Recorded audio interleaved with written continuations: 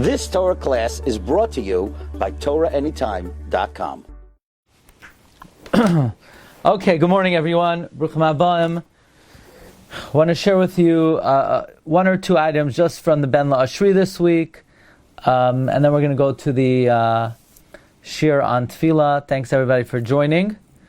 Again, if anybody wants to access the Parsha sheets, the English Parsha sheets, I want to thank Mishpachas Levitan for preparing that every week.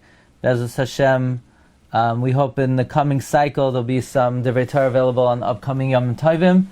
But if anybody wants to access any of the Parsha sheets, they're available on our site, rabbidg.com. While there, you could subscribe and get it to your inbox each week. Be'ezus Hashem, the Sefer on Purim is going to print very soon. The final editing is just a couple more days. If anybody would like to participate in publication, please contact us as soon as possible. The name of the Sefer you can see on the site is The Concealed and the Revealed. Okay, so the Ben La'ashri, the Tzaddik of Ranana, has a very interesting take on the words V'chamushim alu b'nei Yisrael me'eretz Mitzrayim. Now, we know that there's a principle, Zeh l'uma zeh asa lekim. God creates counter forces in this world. Whatever exists in Kedusha exists in Tumah, and vice versa. Whatever exists in Tumah, there's a counter force in Kedusha. The Archaim HaKadosh teaches that the reason why Klal Yisrael needed to descend to the 49th level of Tumah is because we needed to extract the kernels, the sparks of Kedusha that existed even on the 49th level of Tumah. Because everything in this world has a spark, has a soul of Kedusha, otherwise it cannot exist.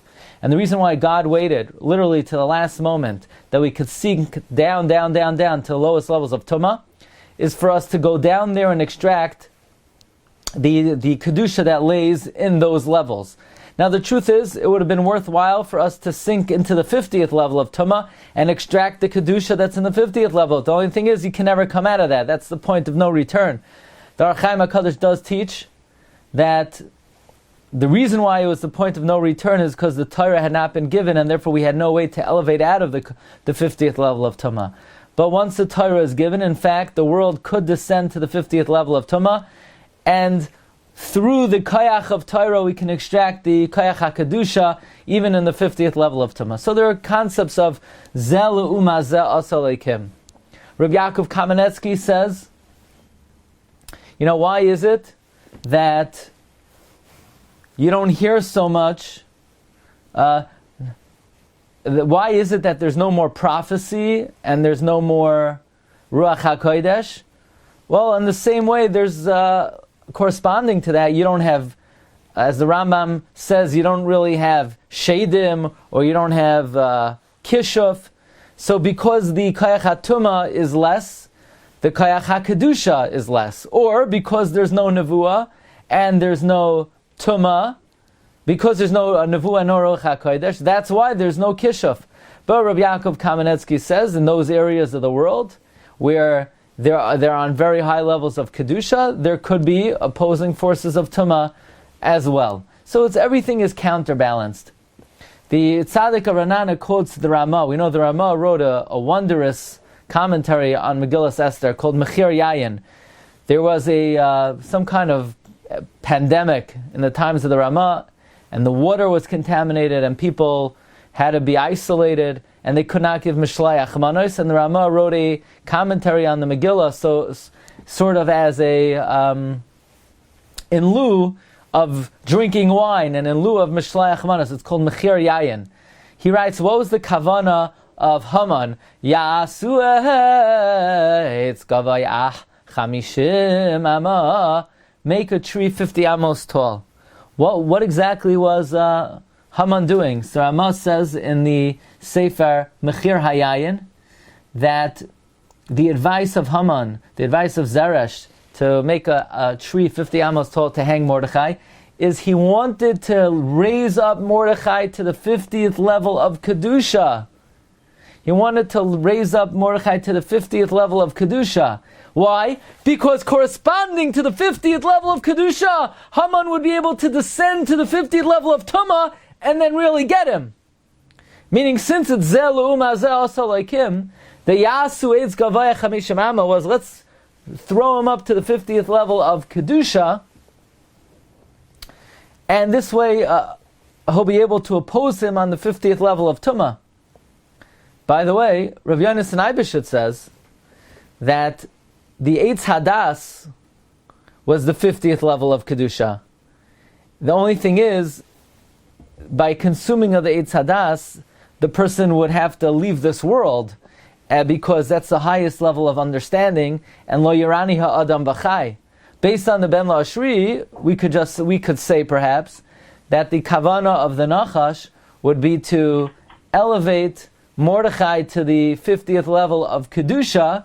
Then, instead of that level of Kedusha being a madrega that Adam would have to expire, maybe the Nachash's kavana was the same as Haman, namely that he was going to oppose him with the 50th level of Tumah. Okay.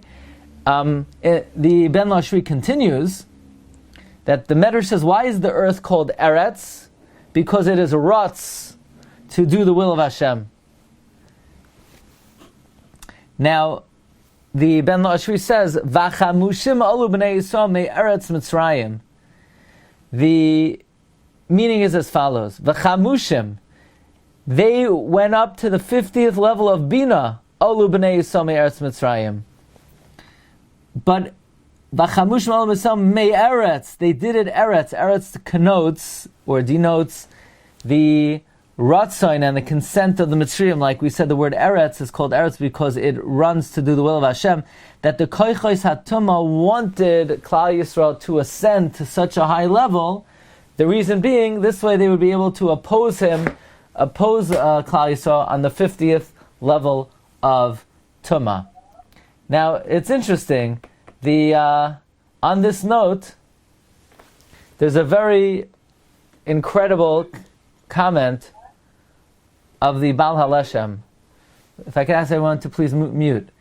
The Baal HaLeshem says, the pasuk we darshan in the Haggadah, Uvemayra Gadol, with great fear, Zu Giloi Shechina, that the Shechina revealed itself to Klal Yisrael.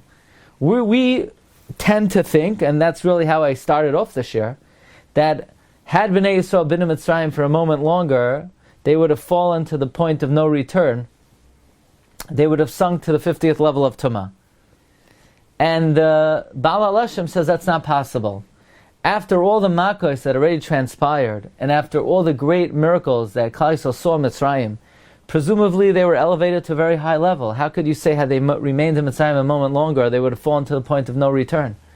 But instead, the Ben La'ashri says, not that they would have fallen to the point of no return, but the Giloi Shechina in Mitzrayim was so powerful, it was so intense, it was so elevating, that had they remained there a moment longer, they would have risen up to the 50th level of Kedusha, which would have been the final tikkun, and Mashiach would have come, and God wasn't ready to bring the Mashiach, so therefore Hashem had to get them out, the exact opposite of what we usually say from the Ari.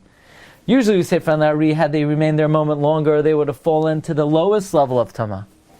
The Baal HaLeshem says, no, had they remained there a moment longer, they would have been elevated to the 50th level of Kedusha permanently. And God only wanted them to get a taste. The only reason I mention that is perhaps that's another meaning here. They left Mitzrayim chamushim with a semblance, with a te'ima of the Shar Nun of the 50th level of Kedusha. Okay, just two more ideas. This is an interesting idea that the Ben Lashri quotes on Orach Chaim HaKadosh, and that is, we know the Gemara tells us that in order to darshan a Gezerah Shava, or other Yud Gimel Midah Shatar Nidreshes Bahem, you have to have a tradition from your Rebbe. It's not like you could say, let me go to the drawing board. It says, Vayidaber Hashem al Moshe Leimar, by the mitzvah of Shiluach HaKein. And it says, Vayidaber Hashem al Moshe Leimar, by the mitzvah of eating matzah. So from here we learn out that you should send all your matzah out of your house. You know, you can't make up your own drashas. You can't say, oh, it says this over here, it says that over there. You need to have a tradition that dates back to Har Sinai, that these words were nimsar and given over to darshan. Without that tradition, you cannot darshan the Yud Gimel Midah Shatar and rest of him. However, the Ben Lashri quotes the Arach Chaim HaKadosh in many places that by Agada you could darshan all 13 midos even without a Kabbalah from your Rebbe. Because a Kabbalah meaning a tradition, for to darshan Yud Gimel Midas is only needed for halachic exegesis, for learning out halacha. But if it's words of agadata, you could utilize the Yud Gimel Midas even if you don't have a Kabbalah. One last thing. Very interesting, in Pasuk Yud Gimel, Parak Yud Gimel, Pasuk Chava, it says, V'Hashem hoylech lefneim yoimam, be'amud eish, la'er lahem, la'lechaz yoimam, v'loyla, la'yamish amud hanan, yoimam. What in the world does yoimam mean? It should say yoim. It should say, V'Hashem hoylech lefneim yoim, la'yamish amud hanan, yoim. Why yoimam? What in the world does yoimam mean? So, there's an idea that we once learned about, that when Hashem created the world, 288 sparks escaped, and we had to rescue these 288 sparks. Something we spoke about once. So this actually is a remez to it. How? Because the gematria of yoimam is 288. So you say, what? How is yoimam 288?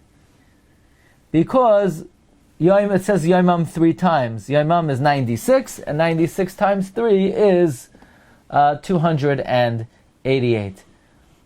Okay, Rabbi say, if anybody wants to see some of the Divrei Torah in English, please go to our site, Elevate Your Shabbos Table, and you could print out for your Shabbos table Parshas Beshalach,